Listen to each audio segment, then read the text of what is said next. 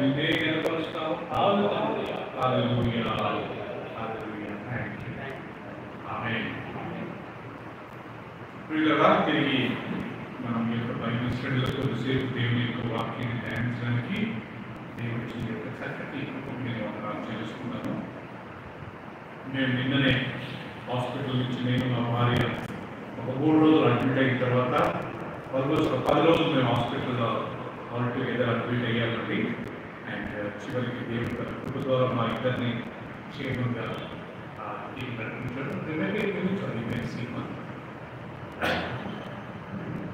క్షేమంగా 10 రోజులు కొద్దిగా కష్టంగా ఉండగానే దేవుడికి మాట్లాడినందుకు నేను దేవుడికి వందనాలు చెల్లిస్తున్నాను. సంఘస్థులు ఎంతోమంది వచ్చి మమ్మల్ని పరామర్శించారు. వారిని బట్టి వెళ్ళిన ఆ సంఘస్థులందరి బట్టి నేను చెల్లిస్తున్నాను. సో ప్రియులారా, మనము గుర్తుందో లేదో ధన్యులు అనే అంశం మీద మనం ధ్యానిస్తాం కదా ఆకాష్. ధన్యులు ఎవరు ధన్యులు? ప్రియులారా, కీర్తన గ్రంథాల ప్రకారం, కీర్తన గ్రంథంలో రాయబడ్డ ప్రకారము చాలా స్థలాలలో ధన్యులు ధన్యులు అని రాయబడ్డది. ప్రియులారా, ఈ కీర్తన గ్రంథం ఇందులో వేల సంవత్సరాల క్రితం రాయబడ్డా అని ఈ రోజు కానీ మనకు వర్తిస్తుందా లేదా? సో కాబట్టి ఈ యొక్క వాక్యం వాళ్ళెప్పుడో అప్పుడు వాళ్ళ గుర్తులు సరే అనుకోకూడదండి. ఆ వాక్యం ఈరోజు మనం తీసుకున్నట్లయితే అది ఈరోజు మనకు చాలా సింపుల్గా మనందరి జీవితాల్లో అది అప్లై అవుతుంది, అది వర్తిస్తుంది. సో మొదట ఎవరంటే దాన్ని చెప్పండి ఒకసారి.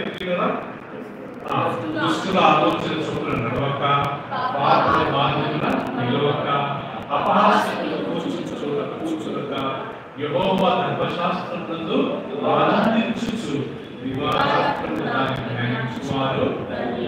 అంటే అర్థం ఏంటి ఆకాష్? ఇక్కడ చెడు సహవాసం చేయకుండా ఎప్పుడు వాక్యాన్ని ధ్యానించేవారు మొదలుపెట్టాలి. మన కంపెనీ, మన ఫ్రెండ్షిప్ ఉండడంలో తప్పేం లేదు, మన స్నేహితులు తప్పేం లేదు. కానీ ఎలాంటి స్నేహితులు ఉండకూడదంట? చెడు సహవాసం, చెడు స్నేహితులు ఉండకూడదు. ఎందుకంటే కొరింథీయులకు రాసిన పత్రికలు మనం చూసాం 15:31 వచ్చినప్పుడు ఆ దుష్ట సాంగత్యము మంచి నడవడిని చెరుపును. రెండవది మనం నేర్చుకున్నది ఎవరయ్యా ధన్యులు అంటే తన పాపముల కొరకు పరిహారం ఉంది, తన యొక్క అతిక్రమముల కొరకు ప్రాయశ్చిత్తం పొందినవాడు ధన్యుడు. యెహోవా చేత నిర్దోషిని ఎంచబడి ఆత్మలో కపటం లేనివాడు. కీర్తన 32. రెండోది ఏంటి దీని అర్థం అనుష అంటే, రెండోది మనం ఏదో తప్పు చేసినాం అనిపిస్తే మనం మన పాపాల కొరకు పశ్చాత్తాపడాలి. పశ్చాత్తాపడమే కాకుండా ఆ వ్యక్తి దగ్గరికి మనం క్షమాపణ కోరాలి, అడగాలి. ఐఎమ్ సారీ అనే మాట అడగాలి. అడిగిన తర్వాత వాళ్ళు క్షమించలేదు అనుకోండి, అప్పుడు దేవుడు వాళ్ళని చూసుకుంటాడు. కానీ అడిగినప్పుడు మనల్ని దేవుడు క్షమిస్తాడు, మనపై దేవుడి కృపను చూపిస్తాడు. సో అడిగిన వాడు గొప్పవాడా, అడిగించుకున్నవాడు గొప్పవాడా? అడిగిన వాడు గొప్పవాడు. అడిగించుకున్న వాడు ఏమన్నా, అయ్యో నేను అలాంటి అంత పాత్రుని కాదు, నా అంత పాత్రాలు కాదు, అందుకని క్షమించండి వాళ్ళు రిపీట్ చేయాలి. మనం క్షమాపణ అడుగుతుంటే వాళ్ళు నిలబడి పర్వాలేదు అన్నారనుకోండి, రేపు దేవుడు బైబిల్లో రాయబడింది, రేపు దేవుడు అదే తీర్పు వాళ్ళకు తీర్చబడుతుంది. సో కాబట్టి క్షమాపణ అడిగేవాళ్ళు చాలా ధన్యులు, స్వాధీనం అడిగేవాళ్ళు ధన్యులు, పశ్చాత్తాప పడేవాళ్ళు ధన్యులు. అయ్యో నేను తప్పు చేశానే అని దాన్ని పశ్చాత్తాపడ ఆ వ్యక్తి దగ్గరికి వెళ్ళేవాళ్ళు ధన్యులు. నేనేం చేసినా నాదేం తప్పుంది అనుకున్నవాడు మాత్రము వాళ్ళకు మంచి జరగదంట. ప్రియులారా, మంచి జరగదంటే ఏదో రోగాలు వస్తాయి చనిపోతారని కాదు, కానీ జీవితకాలం అంతా వాళ్ళు సఫర్ అవుతుంటారు. ఏదో ఒక రకంగా మెంటల్ టెన్షన్, లేకపోతే ఆర్థికంగా ఇబ్బందులు, లేకపోతే ఫిజికల్ ఇబ్బందులు, శారీరక ఇబ్బందులు, ఏదో ఒక రకంగా వాళ్ళు సఫర్ అవుతున్నారు. సో కాబట్టి మనం భార్య పిల్లలు తప్పు చేస్తే తక్షణమే పశ్చాత్తాపడే వాళ్ళ దగ్గరికి సారీ చెప్పాలి. భర్త దగ్గర తప్పు చేసినట్లయితే మనం వాళ్ళ దగ్గరికి పశ్చాత్తాప సారీ చెప్పాలి. మన పిల్లలు తప్పు చేస్తే వాళ్ళని వాళ్ళ మన దగ్గరికి సాల్వ్ చెప్పవచ్చు. కాబట్టి ఎవరు తప్పు చేసినా మన పశ్చాత్తాపడాలా, ఆ పాపాలు ఆ వ్యక్తి దగ్గరికి వెళ్ళి ఒప్పుకోవాలి. నేను దేవదారంలో వ్యక్తుల్ని తప్పు చేసి దేవుడి దగ్గరికి వెళ్ళి నన్ను క్షమించమని అడిగితే అది పద్ధతి కాదు. నేను ఎవరి దగ్గర క్షమాపణ అడగలా? దేవదారం దగ్గరే అడగాల. దేవుడు విరోధంగా తప్పు చేస్తే దేవుడికి అడగాల, దేవుడి దగ్గరికి వెళ్ళి అడగాలి. సో కాబట్టి దేవుడి దగ్గర పాపం చేస్తే మనుషుల దగ్గరికి వెళ్ళి క్షమాపణ అడగడం, మనుషుల విరుద్ధంగా పాపం చేస్తే దేవుడి దగ్గరికి వెళ్ళి క్షమాపణ అడగడం అది బైబిల్ పద్ధతి కాదు. వ్యక్తులకు పాపం చేస్తే ఆ వ్యక్తి దగ్గరే నా క్షమాపణ కోరాలి. మూడవది కీర్తన 41 వచ్చిన మనం పోయిసారి నేర్చుకున్నాం. 40 వచ్చిన ఏమని బీదలను కనికరించువారు ధన్యులు, ఆపత్కాలంలో యెహోవా వారిని రక్షించు.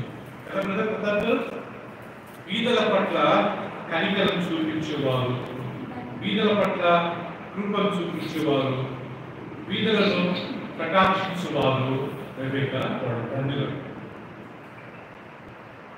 ఆర్థికంగా కొంతమంది ఇబ్బంది పడుతుంటారు, ఆహారం లేకుండా కొంతమంది ఇబ్బంది పడుతుంటారు, బట్టలు లేకుండా కొంతమంది ఇబ్బంది పడుతుంటారు, మెటీరియల్ థింగ్స్ కొంతమందికి లేక ఇబ్బంది పడుతుంటారు. అలాంటి వారి పట్ల మన కనికరం చూపించాలని విజయవాడలో ఉన్న ఆ వరదలు వచ్చినప్పుడు ఎంతోమంది మన క్రైస్తవులు వాళ్ళు ఏం చేశారంటే అన్నాలు వండుకొని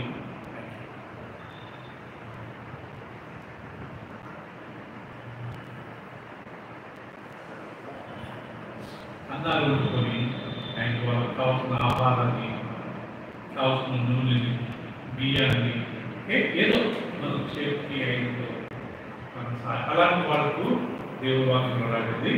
కష్టకాలంలో దేవుడు వారిని తాకిస్తాడు. నేను మీకు సాయం చేస్తే రేపు నాకు కష్టం రాదని కదా వస్తుంది, కానీ దేవుడు ఏం చేశాడంట, నాకు సహాయం చేసి నా కష్టం చూస్తాను. మనం మూడవది నేర్చుకుంటాం. మరి నాలుగోది ఏం నేర్చుకున్నాం? ప్రతిసారి యెహోవాను ఆశ్రయించే నరుడు ధన్యుడు. నాలుగోది వేదంతా మనుషులను నమ్ముకున్న కంటే యెహోవాను ఆశ్రయిస్తా మేలు, రాజులను నమ్ముకున్న కంటే యెహోవాను ఆశ్రయిస్తా మేలు అని దేవుడు వాక్యం ఉంది కదా. సో కాబట్టి మనం ఏం చేయాలంటే అయినంత వరకు మనం మనుషుల మీద కాకుండా దేవుడి మీదనే మనం మాట్లాడతాం. మన ఆరోగ్యం విషయం, మన ఆత్మ విషయం, లేకపోతే మనం ఏ విషయంలో కానీ మనం ఎవరి మీద ఆధారపడాలంటే కదా దేవుడి మీద ఆధారపడాలి. పోయిసారి మనం నేర్చుకున్న ఇర్మియా గ్రంథం 17వ అధ్యాయం 5వ వచనం ఏముందంటే, నరుని ఆశ్రయించే మానవుడు ఎవరంట? శాపగ్రస్తుడు. నరుణ్ణి ఆశ్రయించేవాడు దేవదాన్ని నాకు చేస్తాడు, ఎవరి అనుషంగా చేస్తుంది, వాళ్ళు లేకపోతే నా జీవితమే వ్యర్థము అని నేను వాళ్ళ మీద ఆధారపడ్డాను ఆకాష్. అప్పుడు నా దేవుడి దృష్టిలో నేను శాపగ్రస్తుడు అవుతాను. సో అందుకని మనం ఎవరి మీద ఆధారపడకూడదు అనే విషయాన్ని దేవుడు నేర్పిస్తున్నాడు. ఐదవది ఎవరు ధన్యులంట? దేవా నీ ఆవరణలో నివసించినట్లు నీవు ఏర్పరచుకున్నవాడు. ఎవరైతే దేవుని సన్నిధిలో ఆయన మందిరంలో ఎక్కువ సమయం గడుపుతారో, ఆయనకి సేవ చేస్తారో వాళ్ళు ధన్యులు అంటారు కదా. ఆయన సన్నిధిలో ఎక్కువ సమయం ఎవరు గడుపుతారు, ఎవరు వచ్చి ఆయన మందిరంలో ఎక్కువ సమయం గడుపుతారు, ఆయన మందిరంలో వచ్చి ఆయన సేవ చేస్తారు, వాళ్ళు పాట పాడవచ్చు, వాళ్ళు దేవుని ఆరాధించవచ్చు, వాళ్ళు బైబిల్ చదువుతుండొచ్చు, లేకపోతే వాళ్ళు దేవుని స్తుతిస్తుండొచ్చు, వాళ్ళు ఉపవాస ప్రార్థన చేస్తుండొచ్చు, వాళ్ళు ధ్యానిస్తుండొచ్చు, ఏదో ఒక పని, లేకపోతే క్లీనింగ్ తీసుకుండొచ్చు, లేకపోతే ఏదో ఒక పని వాళ్ళు ఇన్వాల్వ్ అవుతా ఉంటే అలాంటి వాళ్ళు ధన్యులు అంటారు. ఎందుకంటే దేవుని మందిరం పని దేవుని పని కాబట్టి. అందుకే దావీదు అంటాడు కదా, యెహోవా మందిరమునకు వెళ్ళుటకు జనులు నాకు అన్నప్పుడు ఎంతో సంతోషించాను. ఎవరో వచ్చి దావీదు పద మనం మందిరానికి వెళ్దామంటుండే హ్యాపీ ఫీల్ సంతోషించాడు.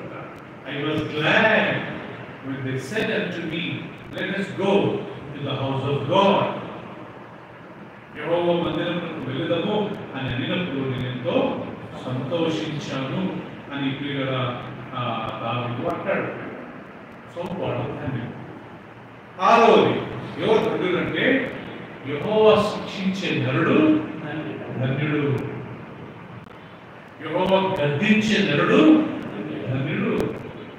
నేర్చుకున్నారా పోయిసారి? దేవుడు ఎవరినైతే గద్దిస్తాడో, దేవుడు ఎవరినైతే శిక్షిస్తాడో వాళ్ళ దేవుడు శిక్షిస్తారు ధన్యుడు. దేవుని యొక్క గద్దింపు, దేవుని యొక్క శిక్ష కొద్దిగా బాధకరంగా ఉంటుంది కదా. కానీ ఆయన ఎవరిని ప్రేమించి ఎవరిని గద్దిస్తాడంట? ఆయన ప్రేమించే వారిని మాత్రమే గద్దిస్తాడంట కదా. నేను చాలా చెప్పాను, ఇక్కడ రిక్కి ఉన్నాడు, లేకపోతే రిచి ఉన్నాడు, ముఖేష్ ఉన్నాడు, మేఘన ఉంది, మా పాప ఉంది. వీళ్ళందరిలో మీరు మా పాపను మాత్రమే శిక్షిస్తారు, గద్దిస్తారు. రీజన్ ఆమె నా కూతురు, వీళ్ళంతా నా పిల్లలు కాదు. అలా దేవుడు ఎవరిని శిక్షిస్తాడంట? ఆయన ప్రేమించే పిల్లలనే కదా. సో దేవుడు శిక్షించినప్పుడు, దేవుడు గద్దించినప్పుడు మనం దాన్ని యాక్సెప్ట్ చేయాలి. రోగంగా మీరు జ్వరం రావచ్చు, మీరు సిక్ కావచ్చు, అడ్మిట్ కావచ్చు, ఫైనాన్షియల్ ఇవ్వచ్చు, అప్పులు కావచ్చు. చాలా మంది వాక్యాలు చెప్తున్నారు కదా, కేసుకుని నమ్ముకుంటే ప్రాబ్లమ్స్ ఉంది, సాల్వ్ అవుతాయి. మీకు ఎంతమంది తెలుసు లేదో, కేసుకుని నమ్ముకుంటే చాలా ప్రాబ్లమ్స్ వస్తాయి. ప్రాక్టికల్గా మనం అందరం నమ్మించారు. ఈ వాక్యం చెప్పి ప్రతి ప్రాబ్లం నుంచి దేవుడు చూపిస్తాడు ముందుకురాన్ని ఓకే అన్న వాళ్ళందరినీ మనకు కేర్ఫుల్గా కొంచెం దూరం పెట్టాలి. వాళ్ళు నిజమా?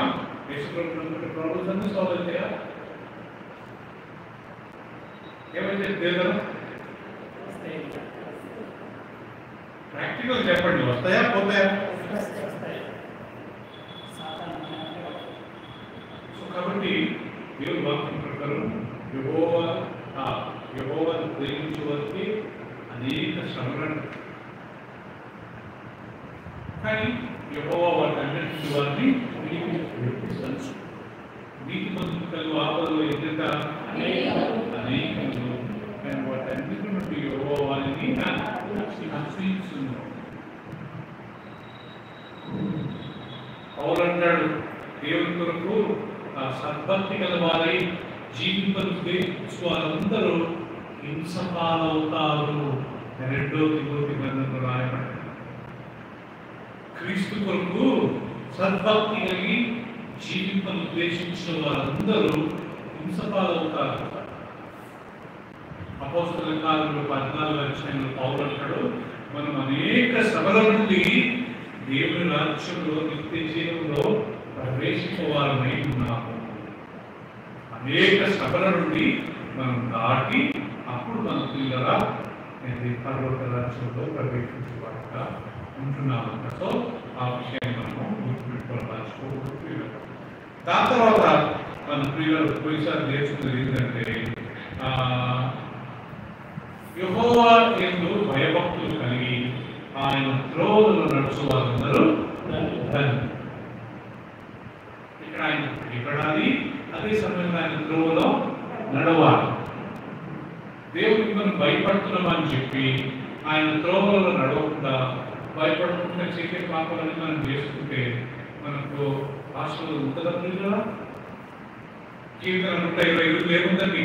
యెహోవా యందు భయభక్తులు కలిగి ఆయన త్రోవలో నడుచువారందరూ ధన్యులు. నిశ్చయంగా నీవు నీ చేతుల కష్టార్జితము అనుభవించవు, నీవు ధన్యుడు, నీకు మేలు కలుగును, నీ లోగిక నీ భార్య ఫలించు ద్రాక్షావల్లి వలె ఉండును, నీ బల్ల చుట్టూ నీ పిల్లలు ఒలీవ మొక్క వలె ఉండును. కదా, సీయోను నుండి యెహోవా నిన్ను ఆశీర్వదించును.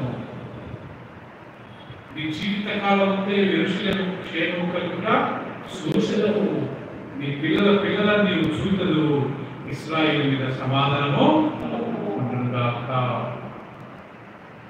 సో యెహోవాను పిల్లల ఆయన భయపడి ఆయన త్రోవలో నడిచే వారందరూ పోయినసారి మనం ఏం తెలుసుకున్నామంటే ప్రియులారా, ఎవరికి యాకోబు దేవుడు సహాయపడునో, ఎవడు తన దేవుడిని యెహోవాను ఆశ పెట్టుకున్నో వాడు ధన్యుడు. రైట్. ఈ రోజు మన టాపిక్ ఏంటంటే, ఏ దేశమైతే ఈరోజు లాస్ట్ అండి, దీంతో పాటు 10 అయిపోతాయి, 10 ధన్యులు అయిపోతాయి. ఈ రోజు మన టాపిక్ ఏంటంటే, బ్లెస్డ్ ఇస్ ద నేషన్, యెహోవాను సేవించు దేశం, రాష్ట్రం, పట్టణం ధన్యులు. యెహోవాను ఆశ్రయించే రాష్ట్రము, దేశము, పట్టణము, జనము, ఆ జనాభా వాళ్ళు ధన్యులు అనే మాట మనం గమనిస్తాం. కీర్తనల గ్రంథం 33వ అధ్యాయం అందరం తీసుకుందాం ప్రియులారా. కీర్తనల గ్రంథము 33వ అధ్యాయం. ఈరోజు మన టాపిక్ ఇది.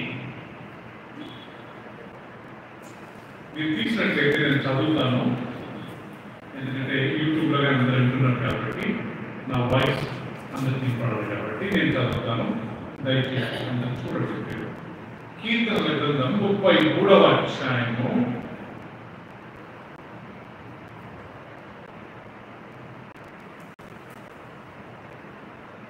12వ వచనం ఒకసారి గమనించినట్లయితే, యెహోవా తనకు దేవుడిగా గల జనులు ధన్యులు, ఆయన తనకు స్వాస్థ్యంగా ఏర్పరచుకున్న జనులు ధన్యులు. ఇంగ్లీష్లో ఎవరున్నారా గట్టిగా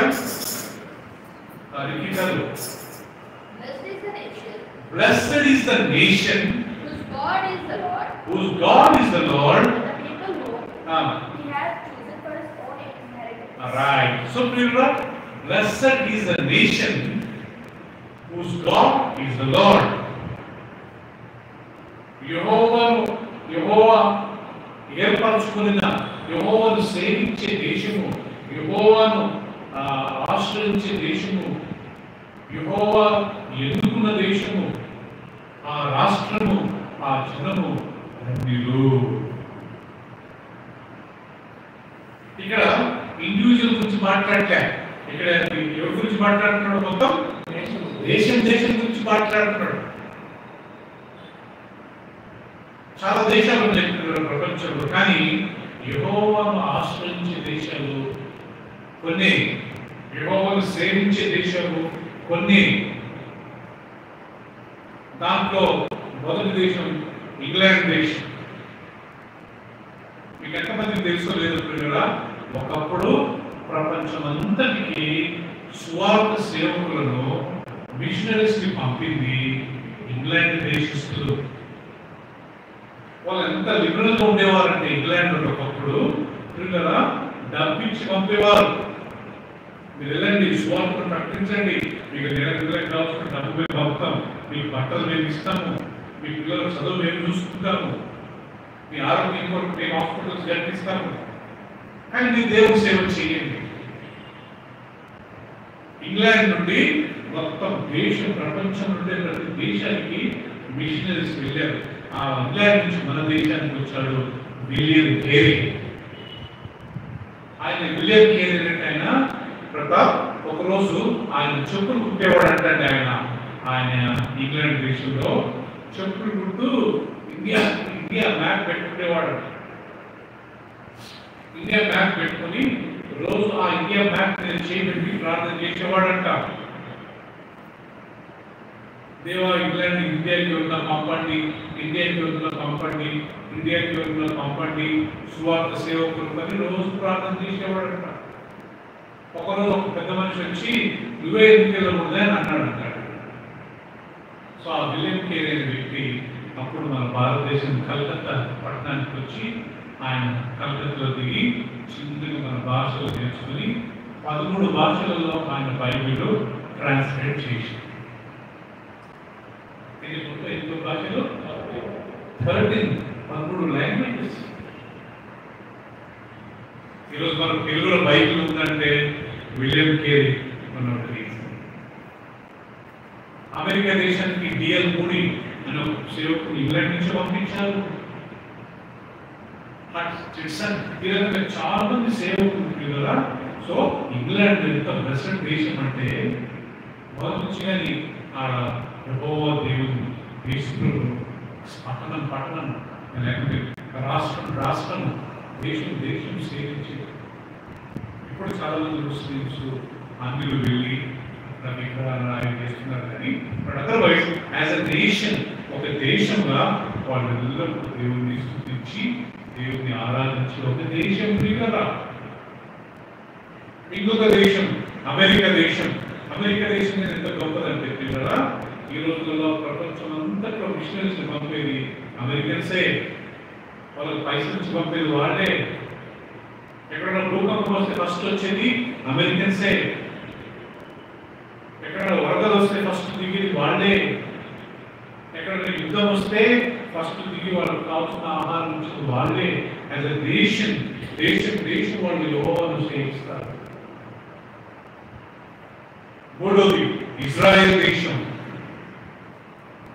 దేశంలో ప్రతి ఒక్కళ్ళు యెహోవా దేవుని మాత్రమే ఆరాధిస్తారు. అందులో వెళ్తారు కదా. యాజ్ అ నేషన్ వాళ్ళు ఎప్పుడు యెహోవాని స్తుతిస్తారు. వాళ్ళ యొక్క జెండా చూశారా, దావీదు యొక్క ఆ యొక్క స్టార్. వాళ్ళ దేశం పేరు ఇజ్రాయేల్ ఎక్కడ ఉంది పేరు? ఆదికాండం నుండి. ఎవరు పెట్టాడు దేవుడు ఇజ్రాయేల్ అనే పేరు? యాకోబు. మీద నువ్వు మోసగాడివి కాదు, ఇక మీద నువ్వు ఇశ్రాయేలు అంటే దేవుని కుమారుడు, ప్రిన్స్, రాజకుమారుడు. ఆయన ఏమంటారు? ప్రిన్స్, యువరాజు. As a nation, they are serving God. అలాంటి దేశం ఎవ్వరు ఏం చేయగలుగుతున్నారా? ఇజ్రాయెల్ దేశం చుట్టూ ఒక 20-30 ముస్లిం కంట్రీస్ ఉంటాయి. ఇజ్రాయెల్ దేశం చాలా చిన్న ఉంటుంది. చాలా పెద్దగా ఉంటాయి దేశాలు. అయినా కూడా ఎన్ని ఇరాన్, ఇరాక్, సిరియా, ఈజిప్ట్ ఎంత పెద్ద ఉంటాయి. మీరు ఒకసారి మ్యాప్ పోయి చూడండి. ఇజ్రాయెల్ ఎంతే ఉంటుంది, పెద్ద ఉంటాయండి దేశాలు. పక్కన ఇంతమంది ప్రయత్నం చేసి కూడా నాశనం చేద్దామంటే అస్సలు కుదరదు లేదు. ఎందుకంటే దేవుడు ఒక వాక్యం చెప్తాడు. అబ్రహాంతో ఆదికాండం 12 వచ్చాయి. అబ్రహాం, నువ్వు వెళ్ళు, నేను చూపించే దేశానికి నువ్వు వెళ్ళు. నిన్ను ఆశీర్వదించే వారిని నేను ఆశీర్వాదిస్తా, నిన్ను శపించే వారిని నేను శపిస్తా. ఎవరైనా ఇజ్రాయెల్ దేశాన్ని ఏలు పెట్టి చూపిస్తే చాలు, దేవుడు వాళ్ళకి గీస్తుంటాడు. ఎవరైనా ఇజ్రాయెల్ సపోర్ట్ చేస్తే చాలు, దేవుడు డైరెక్ట్ గా ఆ దేశాన్ని సపోర్ట్ చేస్తాడు. అందుకే బైబిల్లో రాయబడింది, యెరూషలేము గురించి ప్రార్థన చేయండి. యెరూషలేమా, నీ కుటుంబంలో సమాధానం కలుగుగాక. యెరూషలేము కొరకు ప్రార్థించువారు వర్ధిల్లుతారు. మనం రోజు ఒక్కసారిగా దేవా ఇజ్రాయెల్ దేశంలో శాంతి సమాధానం ఇవ్వండి, అది మీ పట్టణం ప్రభావాన్ని మనము ప్రార్థన చేయాలంటే అవకాశం. ఒక్క మాట చెప్తారు, lord bless Israel, bless Jerusalem. యెరూషలేమును ఆశీర్వదించడానికి చాలా మంది యెరూషలేం ఫోటోస్ ఇక్కడ పెట్టుకుంటారు. ఇజ్రాయెల్ దేశం యొక్క ఫోటోస్ ఇక్కడ పెట్టుకుంటారు. దేవుడికి చాలా ఇష్టమైన పట్టణం. దేవుడు పాలసీ ఎట్లుందంటే, నేను ఇష్టపడ్డ పట్టణాన్ని ఎవరైనా సపోర్ట్ చేస్తే వాళ్ళకి నేను సపోర్ట్ చేస్తాను. నేను అగేన్స్ట్ ఉండే దేశానికి ఎవరైనా అగేన్స్ట్ ఉంటే నేను వాళ్ళకి సపోర్ట్ చేస్తాను. అవును కదండి. అబ్రహాం, నిన్ను ఆశీర్వదించే వారిని నేను ఆశీర్వాదిస్తాను, నిన్ను శపించే వారిని నేను శపిస్తాను. మీ యందు సర్వజనులు ఆశీర్వదించబడతారు. Blessed is the nation who serve you, God. ఓ దేవా, నిన్ను సేవించే దేశం. ఓ దేవా, నిన్ను సేవించే రాష్ట్రం. ఓ దేవా, నిన్ను సేవించే పట్టణము వాడు ధనులు ప్రభువా.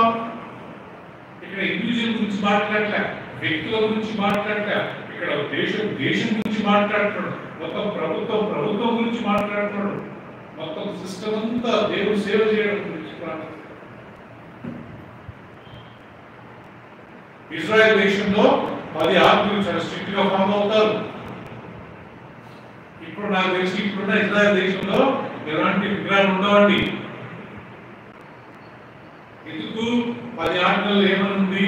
నీ దేవుడైన యెహోవా తప్ప భూమి మీద ఎవరు లేరు. ఇలాంటి విగ్రహాలు నువ్వు చేసుకోకూడదు, దానికి నమస్కారము చేయకూడదు. నీ దేవుడైన యెహోవా నేను రోషం కలిగిన వాడును, నన్ను ద్వేషించు వారి మీదకి 4 తరాల వరకు నేను కుమారుల దోషంలో పిల్లల మీదకి రప్పించువాడు నేనున్నాను. నన్ను ప్రేమించి నా ఆజ్ఞలను గైకొను వారి మీదకి 1000 తరముల వరకు నేను కరుణించువాడు నేనున్నాను. ఈరోజు ఇజ్రాయెల్ దేశంలో ఏముండదంట? విగ్రహారాధన ఉండదు.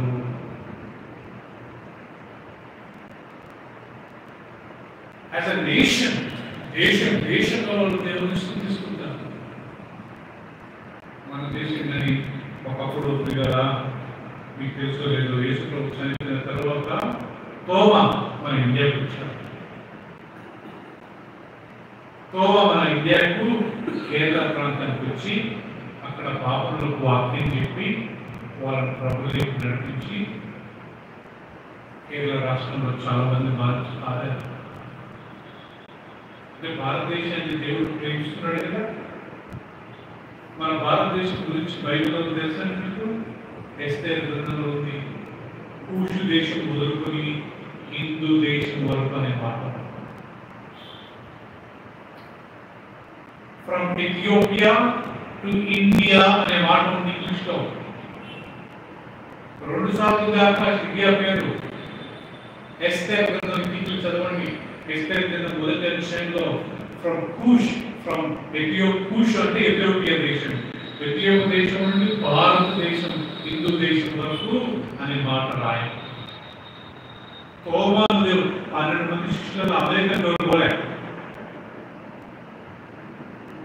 పాకిస్తాన్ ఎవరు పోలే, జపాన్ ఎవరు పోలే, ఎక్కడికి వచ్చారు? ఇండియా. అంటే ఇండియన్స్ భక్తి దేవుడు చాలా ఇష్టం కదా. సో మన మీద మన దేశం గురించి ప్రార్థన చేయాలి. ప్రభా, నేను ఎప్పుడు ప్రార్థిస్తా, మా ప్రైమ్ మినిస్టర్ మారవాడు, ఆయన మనసును దేవుడు ఒకసారి పట్టుకున్నాడు అనుకోండి, అటువంటి ఎంత బాగుంది. ఒకరోజు పవన్ కళ్యాణ్ ఈ క్రిస్టియన్స్ అందరినీ కన్వర్ట్ చేసి రాజకీయ అన్నాడు. ఒకరోజు వచ్చి నా భార్య నాకు ఈ వాక్యం ఇచ్చింది, యెషయా గ్రంథం జరుగుతున్నాడు. ఆయన మారాలనుకోండి, ఆయన అన్నాడు అనుకోండి, ఆయన ఫాలోవర్స్ ఫాలో అవ్వాలి కదా. అట్లా మన నాయకుల గురించి ఫస్ట్ వాళ్ళు మార్చుకోవా, ఈ నరేంద్ర మోడీని మార్చుకోవా, ఈ రాహుల్ గాంధీని మార్చుకోవా, ఈ అమిత్ షా మార్చకపోవా, ఈ యోగి ఆదిత్యనాథ్ మార్చకపోవా, ఈ రేవంత్ రెడ్డిని మార్చకపోవా, ఆడపిల్లలు ఎవరైనా చంద్రబాబు నాయుడు మార్చండి. వాళ్ళు ఒకసారి మారాలనుకోండి కదా, ఆటోమేటిక్గా చాలా మంది ఎందుకంటే నాయకులు ఏం చెప్తే ఫాలో అయ్యే కొంతమంది గుడ్డితనం కలిగిన వాళ్ళు కొంతమంది ఉంటారు, అంధభక్తులు అంటారు కదా. సో వాళ్ళు మారిపోతారు. అందుకే మనం ఏం చేయాలా? ఏమని ప్రార్థించాలా? ఒక్కసారి తిమోతికి రాసిన మొదటి పత్రిక తీసుకుందామండి. 1 తిమోతి చాప్టర్ 2.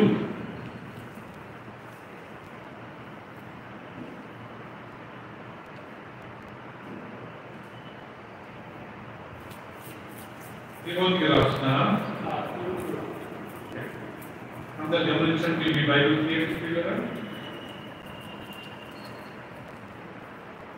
తిమోతికి రాసిన మొదటి పత్రిక 2వ అధ్యాయము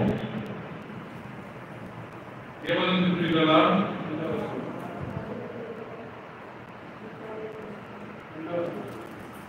చదువుతున్నానండి. ఇక్కడ పౌలు తిమోతికి రాస్తూ ఏమంటాడంటే ఇప్పుడు కదా, మనము సంపూర్ణ భక్తి మొదటి వచనము మాన్యత కలిగి నెమ్మదిగాను సుఖముగాను బ్రతుకు నిమిత్తము ఏం చేయాలంట? అన్నిటికంటే ముఖ్యంగా మనుషులందరి కొరకును, తర్వాత రాజుల కొరకును, మూడవది అధికారులందరి కొరకును ఏం చేయాలంట? విజ్ఞాపనలు, రెండవది ప్రార్థనలు, మూడవది యాచనలు, నాలుగవది కృతజ్ఞతాస్తుతులు చేయవలనని హెచ్చరించుచున్నాను. ఇది మంచిదీను మన రక్షకుడు దేవుని దృష్టికి ఎలాంటిదంట? అనుకూలమైనది. ఆయన మనుషులందరూ రక్షణ పొంది సత్యమును గురించిన అనుభవ జ్ఞానం గలవారై ఉండవలనని ఇచ్చయించుచున్నాడు. దేవుడు ఒక్కడే, దేవునికి నరులకు మధ్యస్థుడు, మరియు ఒక్కడే, ఆయన క్రీస్తు యేసును నరుడు. ఇక్కడ పిల్లల పౌలు తిమోతికి రాస్తున్నాడు, ఓ తిమోతి, మన సంపూర్ణ మాన్యత భక్తి కలిగి జీవించాలన్నా మనుషులందరి కొరకు, రాజుల కొరకు, అధికారుల కొరకు విజ్ఞాపనలు, ప్రార్థనలు, కృతజ్ఞతాస్తుతులు చెల్లించింది. ఎందుకు? మనుషులందరూ రక్షణ పొందాలని దేవుడు ఆశిస్తున్నాడంట. మనం ఒక్కరు పరలోకానికి వెళ్ళడం కాదంట పిల్లల, అందరూ రక్షణ పొంది అందరూ దేవుని దగ్గరికి రావాలని దేవుని యొక్క ఇచ్చము, నిశ్చయము, దేవుని యొక్క చిత్తము, దేవుడికి ఇష్టమైన పని అంటే పౌలు రాస్తున్నాడు. వాళ్ళ గురించి మీరు ప్రార్థన చేయండి. Pray for them. సో మనం ప్రియులారా, ఏ దేశం అయితే యెహోవాను సేవిస్తుందో, ఏ దేశం అయితే ఆయన వాక్యం ప్రకారం జీవిస్తుందో వాళ్ళు ఎలాంటి వారు ప్రియులారు? మీకు ఎంతమంది తెలుసో లేదు ప్రియులారా, దేవుడు మనల్ని ఎన్నుకున్నాడు. ఎవరెవరైతే రక్షణ పొంది బాప్తిసం తీసుకుని, ఎవరెవరైతే ప్రభురాత్మలలో పాల్గొని రేపు రెండవ రాకడం వరకు సిద్ధంగా ఉంది, ఒకే నిశ్చయంగా ఏ పాపంలో పడిపోకుండా అంతవరకు సహిస్తారో వెనుక వీళ్ళందరూ దేవుని ద్వారా ఏర్పరచుకోబడ్డవారంటారు. యేసుప్రభు స్థలం అంటాడు, మీరు నన్ను ఎన్నుకోలేదు కానీ నేను మిమ్మల్ని ఎన్నుకున్నాను. యోహాను సువార్త 15 తీయండి వాక్యము.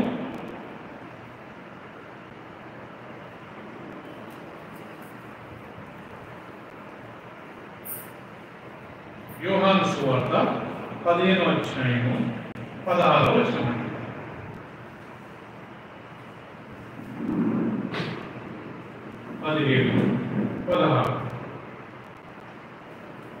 చదవండి ఎవరన్నా.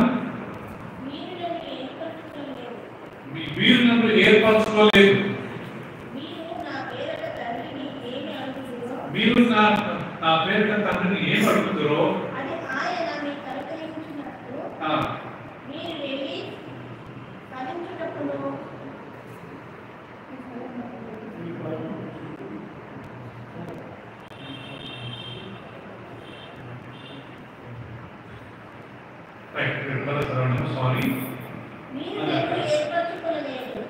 మీరు నన్ను ఏర్పరచుకోలేదు, మీరు నా పేరట తండ్రిని ఏం అడుగుతారో అది ఆయన మీకు అనుగ్రహించున్నట్టు మీరు వెళ్ళి ఫలించుటకును మీ ఫలము నిలిచి ఉండునట్లును నేను మిమ్మల్ని ఏర్పరచుకొని నియమించుకుంటున్నాను. మీరు నన్ను ఏర్పరచుకోలేదు, లాస్ట్ అంటాడు నేను మిమ్మల్ని ఏర్పరచుకున్నాను. ఈరోజు మన టాపిక్ ఏంటంటే యెహోవా ఏర్పరచుకొని ఆయనను సేవించే దేశం, రాష్ట్రం ధన్యుడు. Blessed is the nation, not individual. Of course, individual we are blessed, కానీ as a nation when we serve God. నాకు చాలాసార్లు I feel so jealous. మన దేశం ఎందుకు as a nation we are not worshiping God. As a nation why we are not serving God. దేశంగా మనందరూ దేవుడిని స్తుతించట్లే, దేశంగా ఎందుకు మనం దేవుడిని ఆరాధించట్లే. As a nation why we are not giving, serving God అనేది బాగా అదే ఇజ్రాయెల్ దేశం చూడండి, అమెరికా దేశం చూడండి, ఇంగ్లాండ్ దేశం చూడండి, న్యూజిలాండ్ దేశం చూడండి, ఆస్ట్రేలియా చూడండి. వీళ్ళంతా ఎవరు అంటుండే 20 డిసెంబర్ చూస్తే అదే పెద్ద స్వర్గం మాదిరి ఉంటుందంట. ప్రతి ఒక్కళ్ళు వాళ్ళు దేవుని స్తుతిస్తారంట, ప్రతి ఒక్కళ్ళు మందిరానికి వెళ్తారంట.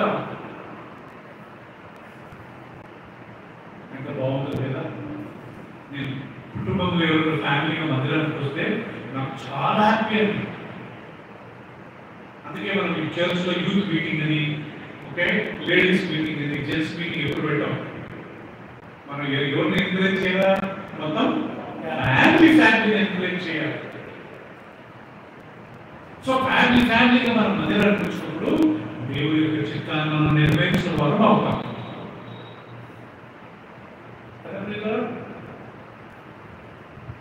యెహోషువ 24:15 ఏమంటాడు? నేను నా ఇంటి వారును యెహోవాను సేవించెదము. ఆకాశ్ నేను యెహోషువ అంటున్నాడు, నా ఇంటి వారు మేమందరం కలిసి ఎవరిని సేవిస్తాము? యెహోవాను మేము సేవిస్తాము. కొర్నేలియస్ అపోస్తలుల కార్యం 10వ అధ్యాయంలో కొర్నేలియస్ ఆయన కుటుంబం వారందరూ కూడి రోజు దేవుని స్తుతిస్తూ ప్రార్థిస్తూ బీదలకు వారు దానం చేసేవారంట. అది దేవుడు చూసి దేవదూతను పంపించాడంట. దేవదూతను అంటాడు, అయ్యా అయ్యా కొర్నేలియస్, నీ ప్రార్థనలు దేవుని దగ్గరికి అందాయి, దానిలో కార్యాలు దేవుని దగ్గర అందాయి. నాకు ఆ వాక్యం చదివితే చాలా బలం అనిపిస్తుంది. మన ప్రార్థనలు దేవుని దగ్గర పోతాయని దేవుడితో చెప్తున్నాడు. మీరు సాయం చేసింది దేవుడి దగ్గర రీచ్ అయింది.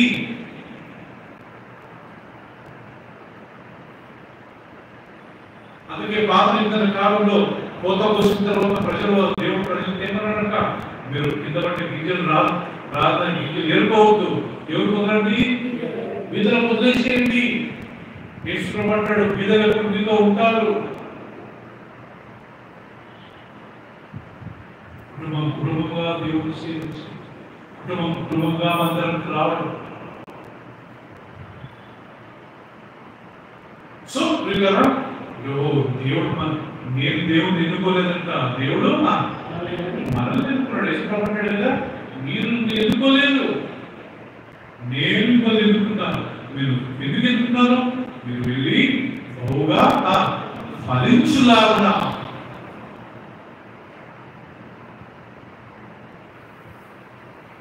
God has chosen us.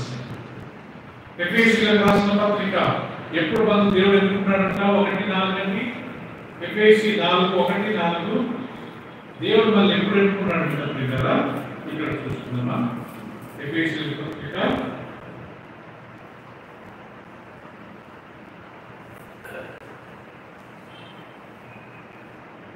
1:4.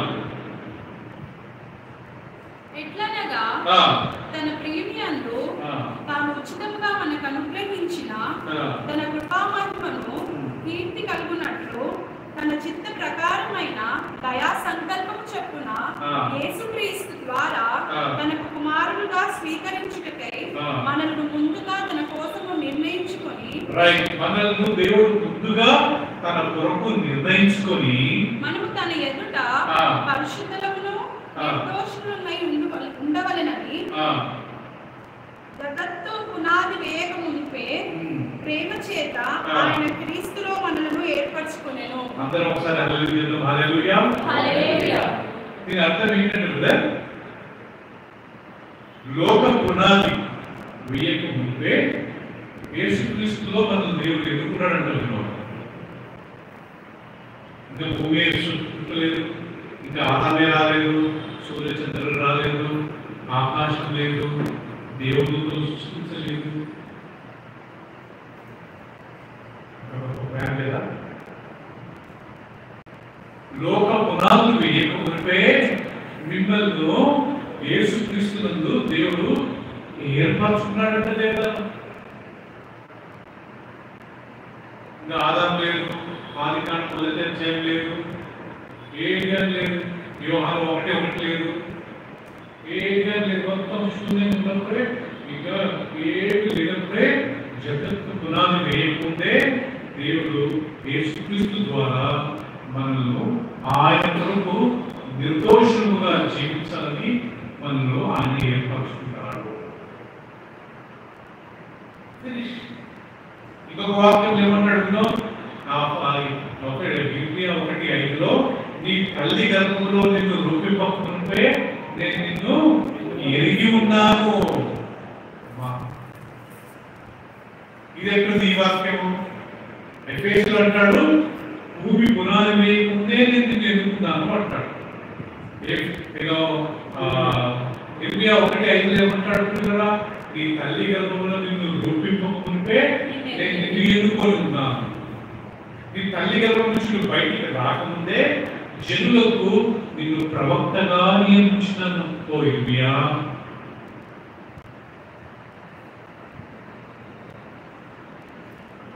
ప్రకటన గ్రంథంలో ఒక వాక్యం ఉంది. ఏంటంటే తెలుసా? లోక పునాదులు వేయకమునిపే జీవ గ్రంథమందు ఎవరి పేరు రాయబడలేదో వాడు ఆ క్రూరుడులో యాంటీ క్రైస్ట్ ఆ 666 నంబర్ వేయించుకొని వాడికి నమస్కారం చేస్తాడు. అంటే కొంతమంది దేవుడు ఆల్రెడీ నరకానికి నిర్ణయించాడు, కొంతమంది ఆల్రెడీ దేవుడు పరలోక రాజ్యానికి నిర్ణయించాడు. అద్భుతం కదా? సో దేవుడు మనం ఎన్నుకున్నాడు పిల్లరా, మనం ఆయన్ని ఎన్నుకోలేదు. తీతు రాసిన గ్రంథము 2:14, టైటస్ 2:14.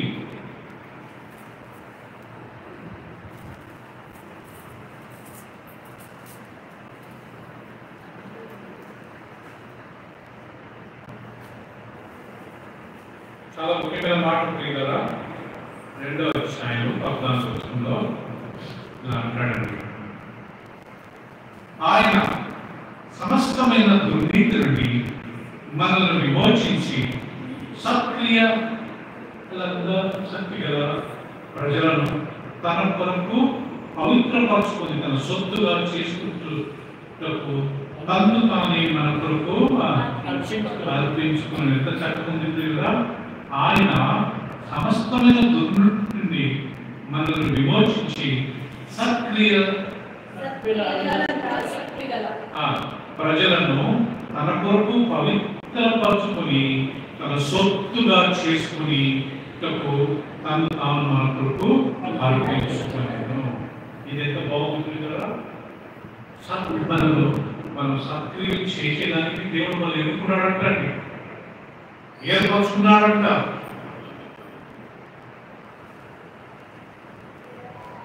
సో ఈరోజు మన వాక్యం ఏముంటుంది కదా, ఆయనను సేవించే దేశం,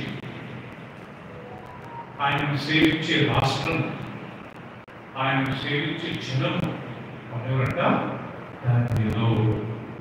మన టాపిక్ అదే కదా, ధన్యులు. ఆల్మోస్ట్ మొత్తం 10 ధన్యులు కీర్తనలో. ఆ లాస్ట్ 10 ఏంటంట? నిన్ను సేవించే దేశము ధన్యులు, నిన్ను సేవించే రాష్ట్రము ధన్యులు అంటారు.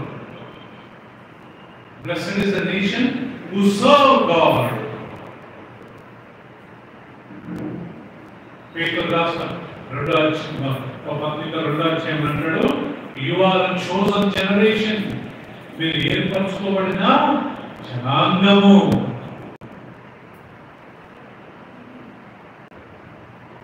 పేతురు రాసిన మొదటి పత్రిక దేవుడు ఎదుగుతున్నాడు.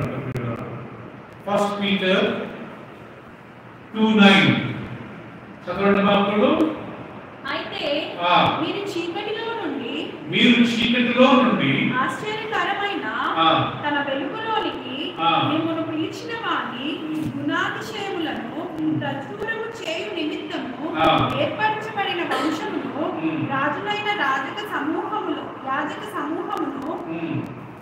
పరిశుద్ధ జనమును దేవుని సొత్తైన ప్రజలనై ఉన్నారు. మీరు దేవుని సొత్తు ప్రజలై ఉన్నారు.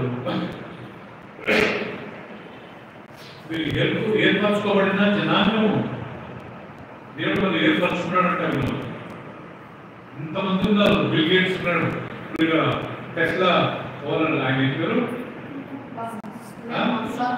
ఇలాన్ మాస్క్, స్టీవ్ జాబ్స్, ఇలా పెద్ద పెద్దలు. దేవుడు వాళ్ళని ఎన్నుకున్నాడా కదా? నరేంద్ర మోడీ అండ్ చంద్రబాబు నాయుడు అండ్ వీళ్ళంతా దేవుడు ఎన్నుకున్నాడా? ఎవరు ఎన్నుకున్నాడంట? మనల్ని. హల్లెలూయా.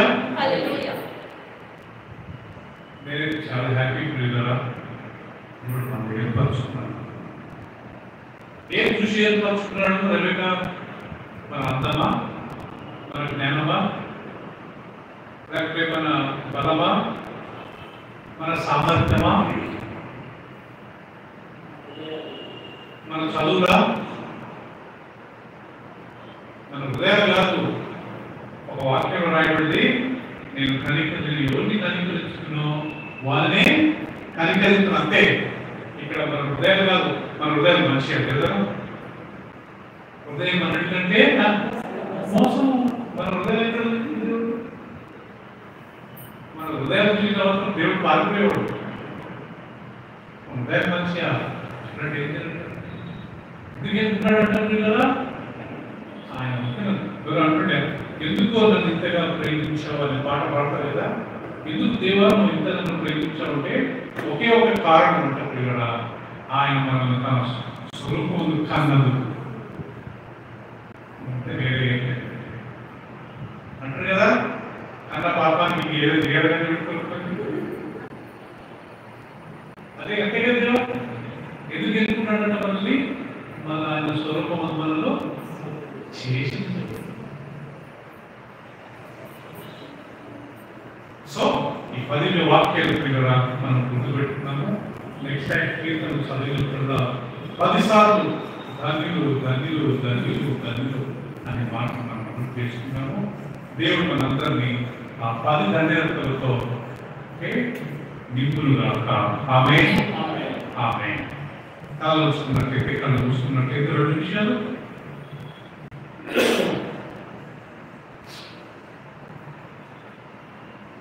చెడు సహవాసం చేయొద్దు, దేవుడు వాక్యాన్ని ధ్యానించు, అప్పుడు నువ్వు ధన్యుడు అని ప్రభు అంతా అంటున్నాడు కదా. తన పాపములకు ప్రాయశ్చిత్తం నొందినవాడు, తన అతిక్రమములకు పరిహారం నొందినవాడు ధన్యుడు. యెహోవా చేత నిర్దోషి ఎంచబడిన వాడు, ఆత్మలో కపటము లేని వారు ధన్యులు. మూడోది, బీదలను కనికరించువాడు ధన్యుడు, ఆపత్కాలంలో యెహోవాని తప్పించు. నాలుగోది, యెహోవాను ఆశ్రయించి నరుడు ధన్యుడు, నరుని ఆశ్రయించి నరుడు శాపగ్రస్తుడు.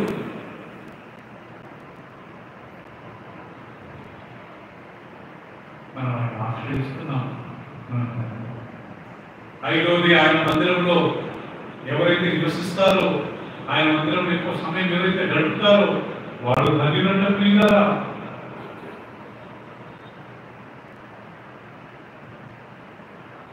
యెహోవా ఎవరినైతే గర్భిస్తాడో, ఎవరినైతే శిక్షిస్తాడో వాళ్ళు ధన్యులంట. యెహోవా త్రోవలలో నడిచి, ఆయన మార్గంలో నడిచి, ఆయనకు భయపడే వారంతా ధన్యులంట ప్రియులారా.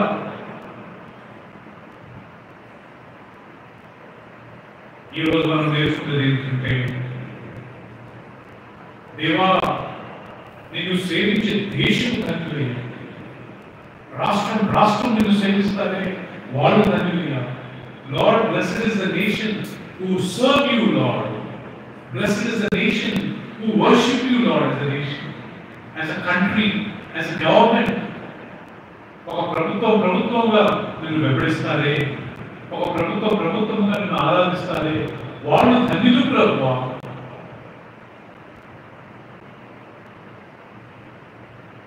థ్యాంక్ యూ ప్రభువా, థ్యాంక్ యూ. మమ్మల్ని ఏర్పరచుకున్నాం, మేము ఏర్పరచుకోలేదు ప్రభు. మా తల్లి గర్భంలో ఉండంగానే రూపిక ముందే మమ్మల్ని ఎన్నుకున్నాం. ఎఫెసీ 1:4 చూశాము, భూమి పునాది వేయకముందే మీరు మమ్మల్ని ఎన్నుకున్నారయ్యా క్రీస్తులో. మేమేదో మంచోళ్ళమని కాదు, మా అంత చెడ్డవాళ్ళు లేదు ప్రభా, కానీ నీ కృప మాపై ఉన్నది. నేను ఎవరిని కనికరిస్తున్నామో అని కనికరిస్తానన్నారయ్యా. జస్ట్ మీరు మాపై కనికరించారంటే అందుకే మేము ఈరోజు రక్షించబడ్డాం. మేము నిన్ను ఎన్నుకోలేదు, మేము నిన్ను ఏర్పరచుకోలేదు, మీరు మమ్మల్ని ఎన్నుకున్నారు, మీరు మమ్మల్ని ఏర్పరచుకున్నారు తండ్రి. Thank you. మీ కుమారుడైన యేసు ప్రభు ద్వారా మా కొరకు ఇంత అద్భుతాలు జరిగించిన మహోన్నతుడా, పరిశుద్ధుడా, ఈరోజు ఈ యొక్క సాయంకాల సమయంలో ఈ బిడ్డలందరినీ ప్రేమించి బైబిల్ వినిపించిన వీళ్ళందరి నుండి మీకు కృతజ్ఞతలు స్తోత్రాలు చెల్లిస్తున్నాను ప్రభు. ఆసక్తి వచ్చారు ప్రతి ఒక్కరిని దీవించి ఈ బిజీ ప్రపంచంలో అందరూ డబ్బులు సంపాదిస్తూ అందరూ ప్రభా ఈ లోకంలో ప్రభా చాలా బిజీగా ఉన్నవారు, కానీ నిన్ను ప్రేమించి మేము మాత్రం కొద్దిసేపు నీ సముఖంలో వచ్చే అవకాశం ఇచ్చినందుకు థ్యాంక్ యూ ప్రభా. మేము ఎల్లప్పుడూ ఇలాంటి నాయన నీ కృపను కోరుకుంటున్నాం కదా. మేమంతా బిజీగా ఉంది, నీకు దూరం అయ్యే అవసరం మాకు వద్దు ప్రభా. నీ సముఖంలో ఎక్కువ సమయం గడిపే ఒక అవకాశం ఎల్లప్పుడూ మాకు దయచేయండి. As a church, we want to serve you, Father. సంఘంలో మేము సేవించాలనుకుంటున్నాం. ఇప్పుడే మేము చదివాం నాయన, blessed is the nation who serves God. Blessed is the church who serves God. As a church, we want to serve you. As a nation, we want to serve you. Please speak to our government leaders, God. మా నాయకులతో మీరు మాట్లాడండి, నరేంద్ర మోడీ మీరు మార్చండి, అమిత్ షా మీరు మార్చండి,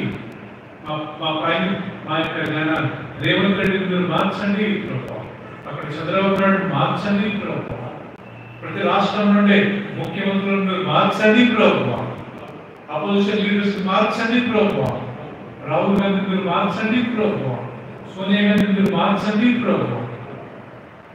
వీళ్ళంతా నిజంగా నేను నమ్ముకొని నిన్ను సేవించాలి ప్రభావ. అమెరికా దేశం, ఇంగ్లాండ్ దేశం, ఇజ్రాయెల్ దేశం, ఆస్ట్రేలియా దేశం, న్యూజిలాండ్ దేశం, ఇలాంటి ఎన్నో దేశాలు నిన్ను సేవిస్తున్నారు ప్రభు. సేవకులను పంపుతున్నారు నాయన, సేవకులకు సపోర్ట్ చేస్తున్నారు ప్రభు. అలాంటి దేశం మా దేశంలో మారండి, మార్చండి ప్రభు. కొర్నేలియస్ తన కుటుంబస్తులందరితో నిన్ను సేవించాడయ్యా. యోషువ నేను నా ఇంటి వారిను యెహోవాని సేవించమన్నాడు ప్రభు. నేను, నా భార్య, నా పిల్లలు, నా తల్లిదండ్రులు, నా తోడలు, నా అక్కలు, చెల్లెలు, అన్నలు, తమ్ముళ్ళు, మా రిలేటివ్స్ అందరూ కలిసి మేము నిన్ను సేవించాలి ప్రభు.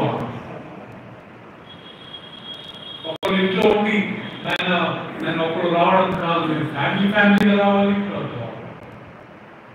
ఈ మధ్యలో నిన్ను స్తుతించాలి ప్రభు. సాయం చేయండి. అయ్యా ఈరోజు కొంతమంది రాలేకపోయారు, మా సిస్టర్ శ్రీలేఖ గురించి ప్రార్థిస్తాం. ఆమె అనారోగ్యంగా ప్రభా జ్వరంతో బాధపడుతున్నారు ప్రభా, ఒక్కసారి ఆమె మీరు ముట్టండి తండ్రి. అయ్యా యేసు ప్రభు రక్తం ఆమె శరీరంలో కుమరించండి తండ్రి. ఆమె జ్వరంతో ప్రభా, బాడీ పెయిన్స్ తో ప్రభా తను సఫర్ అవుతున్నారు. ఇప్పుడే మీ గాయక రాష్ట్రంతో ఆమె ముందుకి స్వస్థపరిచి ఆమె మీరు లేవలెత్తండి.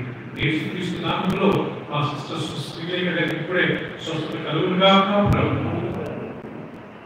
మా సిస్టర్ లేచి అన్ని పనులు చేసుకుంటూ కుటుంబం దయచేయండి. రేపు ఆదివారం తన కుటుంబంతో పాటు మందిరానికి కుటుంబం దయచేయండి. మా సిస్టర్ వేగం గురించి మేము ప్రార్థిస్తున్నాం తండ్రి. ఆమె గారి ప్రభా నన్ను జ్వరంతో వాకింగ్స్తో బాధపడుతుంది, ఇప్పుడే వేగాన్ని మీరు ముట్టండి ప్రభు. యేసుక్రీస్తు నామములో వేగంకు స్వస్థత కలుగునుగా ప్రభు. తన నుంచి కాలు స్వస్థత కలుగునుగా మాత్రం ముట్టండి ప్రభు. స్వస్థపరచండి. ఇంకా ఎవరెవరైతే ప్రభు అనారోగ్యం ఉన్నారు ప్రభు వాళ్ళందరినీ జ్ఞాపకం చేసుకుని ప్రభు. మా బలహీనత ఎందు నీ బలం మాకు సాధన్నారు ప్రభు. సాధించింది రాని ప్రతి ఒక్కరు నీ చేతులకి వచ్చే గురువారం వాళ్ళందరూ బయటకి కుటుంబంతో పాటు కుటుంబం దయచేయండి. మందిరానికి రాకుండా ఇంట్లోనే ఉండి వాళ్ళందరితో మీరు మాట్లాడండి ప్రభువా. రేపు రెండో రాత్రిలో వాళ్ళు ఎత్తబడాలనే విషయాన్ని వాళ్ళకి తెలిపండి ప్రభువా. మందిరానికి వస్తేనే కుటుంబంగా దేవుని ఆరాధిస్తేనే పరలోక రాజ్యం అనే విషయాన్ని వాళ్ళకి తెలిపండి ప్రభువా. మందిరంలో కుటుంబం ఆయన ఆరాధించడం మా అందరికీ కొనసాగించండి. వచ్చిన వాళ్ళని బట్టి మీకు వందనాలు చేస్తున్నాను. తిరిగి ఎంత క్షేమంగా ఇల్లు చేరుకుంటూ దయచేయండి. నిశ్చితమైతే మాకు మందిరంలో వచ్చిన స్థలాన్ని బట్టి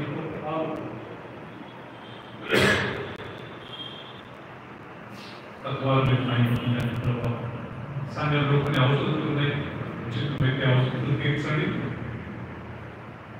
నీకే వందనాలు చెల్లిస్తూ ఇంతవరకు మాకు తోడు ఉన్నట్టు వందనాలు తండ్రి. నన్ను, నా భార్యను, నా కూతుర్ని, ముగ్గురు మీరు ముట్టి స్వస్థపరిచి హాస్పిటల్ నుంచి మాకు విడుదల ఇచ్చినందుకు స్తోత్రాలు ప్రభుత్వం. మేము ఈరోజు ఆరోగ్యం ఉన్నామని నీకే మేము థ్యాంక్ చెప్తున్నాం ప్రభుత్వం. మాకు ఆరోగ్యాన్ని ప్రాప్తించిన మీరే ప్రభుత్వం. నీకే వందనాలు చెల్లిస్తున్నాం. నిశ్చితమైతే ఆదివారం మా అందరూ కలిసి ఆరాధించుకున్నట్టు మాకు అవకాశం కలిగించమని నీకే కృతజ్ఞతాస్తుతులు చెల్లించి యేసు ప్రభు అతి పరిశుద్ధ నామములో ప్రార్థించి వేడుకుంటున్నాం మా ప్రియ పరలోక తండ్రి. ఆమేన్. ఆమేన్. అందరం చెప్తాం ఆమేన్. ఆమేన్. చివరికి మన తండ్రి అయిన దేవుని ప్రేమ, తన కుమారుడు మన రక్షకుడైన యేసుక్రీస్తు కృప, పరిశుద్ధాత్మ సహవాసం, ఆయన ప్రేమించి మనకు, ఆయన ప్రేమించి సకల భక్తులకు ఇప్పుడు నువ్వు సదాకాలం తోడైనంటాక. ఆమేన్.